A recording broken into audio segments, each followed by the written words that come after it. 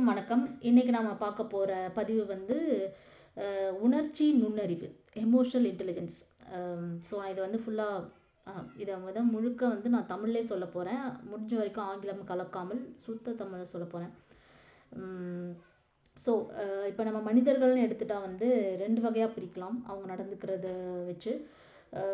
உணர்வுபூர்வமான மனிதர்கள், யதார்த்தமான மனிதர்கள். ஸோ உணர்வுபூர்வமான மனிதர்கள் வந்து அவங்களுக்கு வந்து அவங்க மனதிற்கு வந்து எது சரின்னு தோணுதோ, எது வந்து அவங்களுக்கு மகிழ்ச்சி அளிக்கிறதோ அதை வந்து அவங்க அதற்கேற்ற மாதிரி அவங்களோட முடிவுகள் இருக்கும், அவங்க செய்கைகள் இருக்கும். ஸோ யதார்த்தமான மனிதர்கள் வந்து எது சரி எது தப்புன்னு வந்து இந்த அறிவு சொல்கிறத கேட்டு அதுக்கேற்ற மாதிரி அவங்க நடந்துக்குவாங்க. ஸோ அவங்க வந்து இந்த மாதிரி யதார்த்தமான மனிதர்கள் கிட்ட பார்க்குற ஒரு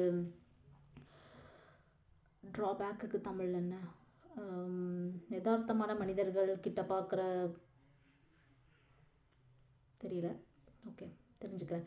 ட்ராபேக் வந்து என்ன அப்படின்னா வந்து அவங்க வந்து உணர்வுகளுக்கு வந்து செவிசாய்க்காமல் ரொம்ப உணர்வுகளுக்கு வந்து எந்த ஒரு மதிப்புமே கொடுக்காம அவங்க வந்து எது கரெக்ட் எது தப்புங்கிறத மட்டுமே வந்து அவங்க ஃபோக்கஸ் அவங்க அதுக்கு மட்டுமே வந்து கவனம் செலுத்துவாங்க. ஸோ அதனால் வந்து அந்த மாதிரி ரொம்ப வந்து பூர்வமான மனிதர்கள் வந்து அந்த உணர்வுலே ரொம்ப மூழ்கி போய் ரொம்ப தப்பான முடிவுகளை வந்து அந்த நேரத்துக்கு அவங்களுக்கு மகிழ்ச்சி அளிக்கிற விஷயங்களை மட்டும் அதை பற்றி மட்டும் யோசித்து அந்த முடிவுகளை வந்து அவங்க எடுத்துருவாங்க. ஸோ இந்த மாதிரி இரண்டு விதமாகவும் நம்ம இருக்கக்கூடாது. ஸோ இது இரண்டையும் சேர்ந்த ஒரு சரியான வந்து ஒரு கலவையாக நம்ம இருந்தால் மட்டும்தான் நம்மளால் சரியான முடிவுகளை வந்து எடுக்க முடியும். உணர்ச்சி நுண்ணறிவு அதிகமாக இருக்கிறவங்க வந்து எமோஷனல் இன்டெலிஜென்ட் பீப்புள் வந்து ரெண்டுக்கும் நடுநிலைமையாக வந்து முடிவுகள் எடுப்பாங்க. ஸோ எப்படி வந்து நம்ம அந்த திறனை வந்து வளர்த்துக்கிறது அப்படின்னு பார்க்கலாம். ஸோ முதல்ல அதை வளர்த்துக்கணுன்னா வந்து நமக்கு ஒரு சூழ்நிலை நமக்கு வருது, நம்மளை வந்து உணர்வுபூர்வமாக தூண்டுற மாதிரி ஒரு சூழ்நிலை வருதுன்னா அந்த சூழ்நிலையிலேருந்து நம்மளை வந்து அகற்றி தள்ளி நின்று அந்த சூழ்நிலையை நம்மளே வந்து பார்க்கணும்.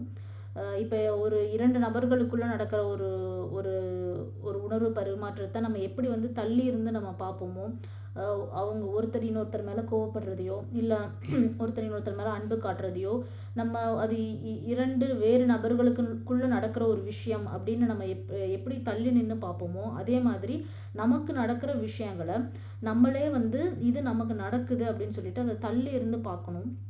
நம்ம வந்து நம்மளோட ஆணவமான அகங்காரம், ஸோ இந்த அகங்காரம் அப்படிங்கிறது தான் வந்து நம்மளை வந்து இந்த உணர்வுபூர்வமாக அப்படியே அது நம்மளை அந்த உணர்வு சிக்கலில் கொண்டு போய் விடுறது வந்து இந்த ஆணவம் தான். ஸோ நம்ம அந்த ஆணவத்தை வந்து ஆணவத்துலேருந்து நம்ம வெளில வரணும். ஸோ இந்த நம்ம தள்ளி இருந்து பார்க்குறதுக்கு தடையாக இருக்கிறது வந்து அந்த ஆணவம் தான். ஸோ அந்த ஆணவத்துலேருந்து எப்படி வெளில வர்றது? ஆணவங்கிறது இப்போ நமக்கு நடக்கிற உங்களுக்கு ஒரு சூழ்நிலை நடக்குது அப்படின்னா நீங்கள் அதை எதிர்பார்த்த மாதிரி இல்லை, நீங்கள் வந்து இப்படி தான் எனக்கு நடக்கணும்னு நீங்கள் வந்து நினச்சது ஒன்று நடக்கிறது ஒன்றா இருக்கும்போது உங்களோட ஆணவம் வந்து காயப்படுது. ஸோ அதனால் வந்து அதிலிருந்து உங்களுக்கு நிறையா உணர்வுகள் வருது. ஸோ நான் நினைத்த மாதிரி எனக்கு ஏன் நடக்கலை, எனக்கு மட்டும் ஏன் இவ்வளோ பிரச்சனை வருது, அந்த மாதிரியான கேள்விகள்லாம் நமக்குள்ளே கோபம், வெறுப்பு, எரிச்சல் அந்த மாதிரி உணர்வுகள்லாம் வருது. ஸோ நம்ம ஆணவத்திலேருந்து வெளில வர்றதுக்கு ரொம்ப ஒரு எளிமையான வழி வந்து என்ன அப்படின்னா, ஒரு சூழ்நிலையில் வந்து இப்போ உங்களுக்கும் உங்களோட அன்புக்குரியவர் யாரோ ஒருத்தருக்குமான ஒரு கருத்து வேறுபாடு, ஒரு ஆர்கியூமெண்ட் கருத்து வேறுபாடு நடந்துக்கிட்டு இருக்கும்போது வேறு ஏதோ ஒரு மனக்கசப்புகள் இருக்கும்போது, ஸோ நீங்கள் வந்து அவங்க மேலே வந்து ஒரு ஒரு கருணை காட்டி அவங்களோட ஒரு பாயிண்ட் ஆஃப் வியூ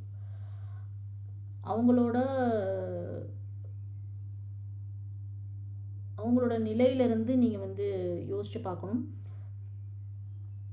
ஸோ யோசித்து பார்த்து அவங்களோட நிலை வந்து என்னவா இருக்கும், எதனால அவங்க இந்த மாதிரி நம்ம மேலே கோவப்படுறாங்க, இல்லை இந்த மாதிரியான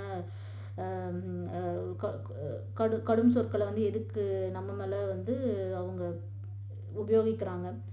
ஸோ அந்த மாதிரி நீங்கள் அவங்களோட நிலையிலேருந்து நீங்கள் யோசித்து பார்க்கும்போது, அவங்கக்கிட்ட நீங்கள் அன்பாக இருக்கும்போது, அதை வந்து அன்பின் வழியாக நீங்கள் செய்யும்போது வந்து உங்களோட உங்களோட ஆணவம் வந்து கொஞ்சம் கொஞ்சமாக வந்து கம்மியாகி, நீங்கள் கம்மியாகிறதுக்கான வழி இதுதான். ஸோ உங்கள் ஆணவம் கொஞ்சம் கொஞ்சமாக கம்மியாகும். அண்ட் நீங்கள் அவங்க இதுலேருந்து யோசிப்பீங்க. ஸோ எப்போ வந்து நம்ம மற்றவங்களோட நிலையிலேருந்து யோசித்து நம்ம எடுக்கிறோமோ, அந்த முடிவு வந்து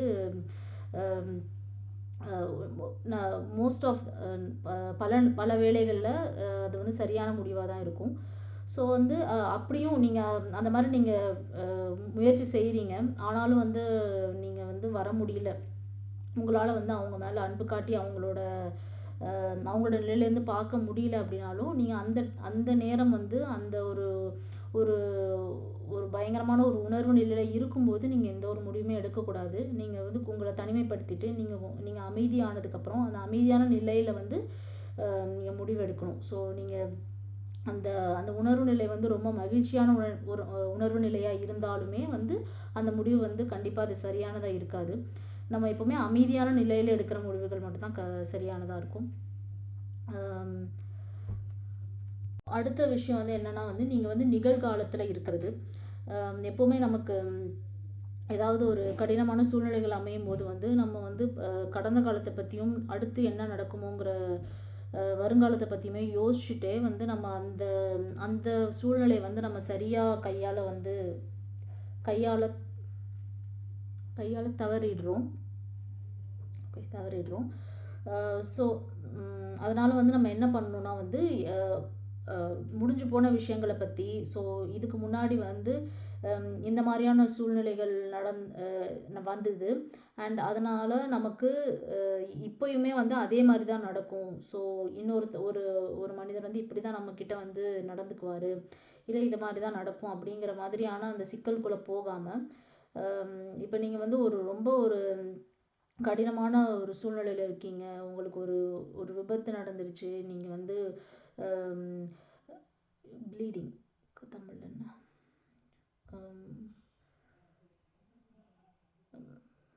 காயப்பட்டு உங்களுக்கு வந்து உங்கள் ரத்தம் வந்து வீணாகி கொண்டிருக்கிறது. ஸோ அந்த டைமில் வந்து ரொம்ப ஃபன்னாக இருக்குது. ஓகே. ஸோ அந்த மாதிரி காயப்பட்டு ரத்தம் வந்து வீணாகிட்டுருக்கு. ஸோ அந்த மாதிரியான சூழ்நிலை, அந்த மாதிரியான சூழ்நிலையில் வந்து நீங்கள் வந்து எனக்கு இந்த மாதிரி ஆகிட்டுருக்கே, எனக்கு இந்த மாதிரி ஆச்சுன்னா நான் என்னோட கால் இப்போ என்கிட்ட இல்லைன்னா நான் வந்து எப்படி என்னோட டே டு டே ஆக்டிவிட்டீஸ், எப்படி என்னோட அன்றாட கடமைகளெல்லாம் நான் எப்படி செய்வேன் அப்படிங்கிறதெல்லாம் பற்றி யோசிச்சுட்டு, இல்லை இதுக்கு முன்னாடி நடந்த விஷயங்களை பற்றி யோசிச்சுட்டே நம்ம இருந்தோம்னா வந்து அந்த நேரத்தில் நம்ம பண்ண வேண்டிய விஷயத்த வந்து பண்ண தவறிடுவோம். ஸோ அதனால் வந்து நம்ம அந்த ப்ரெசன்ட் மூமெண்ட், அந்த நிகழ்காலத்தில் நம்ம இருந்துட்டு நம்ம மாதிரி நீங்கள் எடுக்கிற முடிவுகள் வந்து ரொம்ப சரியானதாக இருக்கும். ஸோ நம்ம உணர்வுபூர்வமாக மட்டுமே முடிவு எடுக்கவும் கூடாது, யதார்த்தமாக வந்து உணர்வுகளுக்கு மதிப்பே கொடுக்காமலும் எடுக்கக்கூடாது. அது ரெண்டுக்குமான ஒரு கலவையாக இருக்கணும். ஸோ இதுதான் நான் இன்னைக்கு சொல்ல வந்தது. நன்றி.